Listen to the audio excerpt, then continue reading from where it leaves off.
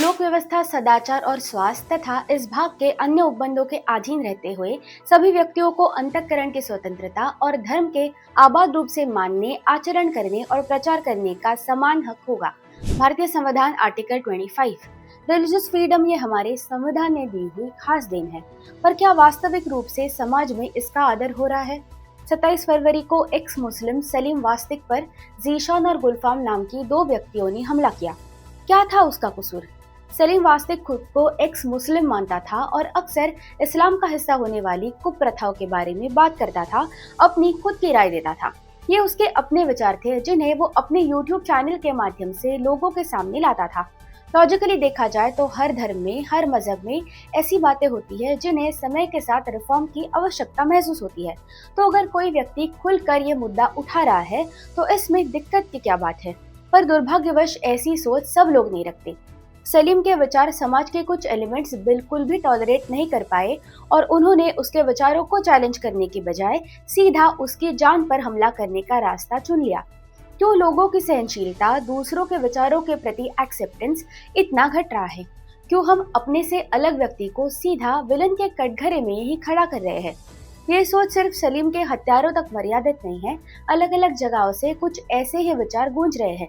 आइए सुनते हैं कि एक मुस्लिम भाई इस विषय के बारे में क्या कह रहे हैं। हमारे नबी कहते हैं काफिर मुशरिक कभी मुसलमान का दोस्त नहीं होता। लेकिन अंकल कह रहे अमन होना चाहिए। कैसे अमन होना चाहिए? हक ये है कि मुसलमान के ऊपर कोई जो है ना एक उंगली उठाए, मुसलमान जो है ना उसको पूरा उसका हाथ ही काट दे, उसका सर इधर से अलग कर दे। ये हमारे नबी का भी फरमान है। काफिर मुशरिक हमारा दोस्त कभी नहीं हो सकता। काफिर मुशरिक हमारा दोस्त नहीं है, अमन नहीं हो सकता। उनको सिर्फ मारना है, सिर्फ उनको कत्ल करना है, जो हमारे इस्लाम का भी हुक्म है। समझ गए?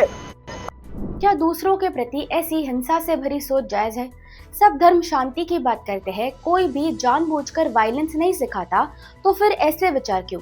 अगर समाज में कोई वायलेंट घटना हो या इस तरह के भड़काऊ स्टेटमेंट्स दिए जाए तो देश के सभी मुसलमानों को उसके लिए टारगेट किया जाता है। कहा जाता है कि सभी एक्सट्रीमिस्ट हैं, सभी हिंसा में विश्वास करते हैं, पर इस बात में तो सच्चाई नहीं है। कुछ चंद उदाहरणों के कारण सभी को दोषी ठहराना सही नहीं है। पर बात यह है कि जितनी मात्रा में खुद मुसलमानों ने आगे आकर धर्म के नाम पर हिंसा का विरोध करना चाहिए, वो कर नहीं रहे हैं, अपनी बात रखने के लिए आगे नहीं आ रहे। क्या इसकी वजह डर है? क्या उन्हें लगता है कि अगर वो कुछ बोलते तो कल वो स्वयं सलीम की जगह पर हो सकते हैं? इस सच्चाई को हम नकार नहीं सकते कि आज की तारीख में सबसे ज्यादा जिम्मेदारी आती है खुद मुसलमान समाज के कंधों पर। समय आ गया है कि भारतीय मुसलमान खुलकर फ्रिंज एलिमेंट्स का विरोध करे, हिंसा की भाषा बोलने वालों के विरुद्ध आवाज उठाए। रेजिस्टेंस समाज के अंदर से आना चाहिए, बाहर से नहीं। इसमें एक बात ये भी याद रखना जरूरी है कि जब हम हिंसा की और उसके विरोध की बात कर रहे हैं तो महत्वपूर्ण है ये भी समझना कि हिंसा अलग अलग प्रकार की होती है। किसी के विचारों का विरोध करने के लिए उस पे हमला कर देना ये तो एक तरीका हुआ। किसी को उसके अधिकारों से जानबूझकर वंचित रखना ये भी हिंसा ही होती है। छोटे बच्चों के कंधों पर उनके उम्र से कई बड़े बोझ का भार धर्म के नाम पे रख देना ये भी हिंसा ही होती है। आज भारतीय मुसलमान समुदाय से आने वाली महिलाएं अली खामेनी के मृत्यु के बाद शोक जता रही है। क्या वो ये बात जानती नहीं कि ईरान में महिलाओं के अधिकारों को किस कदर दबोचा गया?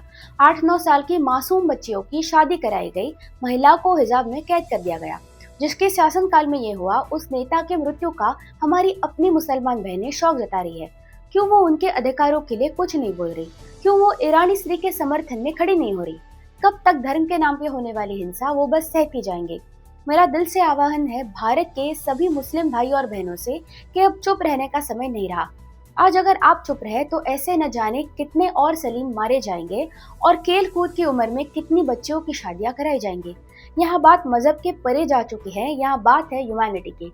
किसी भी तरीके की हिंसा का रास्ता चुनने वाले लोग कोई एक धर्म के विरुद्ध नहीं होते, वो ह्यूमैनिटी के स्पिरिट के विरुद्ध होते हैं। एक सच्चा भारतीय मुसलमान सही और गलत का भेद समझता है। अपनी कौम के भीतर होने वाले रॉटन एप्पल्स को उनकी जगह दिखाने का समय आ गया है। आप क्या सोचते हैं इसके बारे में? और खासकर अगर आप मुस्लिम समुदाय से आते हैं या एक महिला है, हमें इस मसले में आपकी राय जरूर बताइए।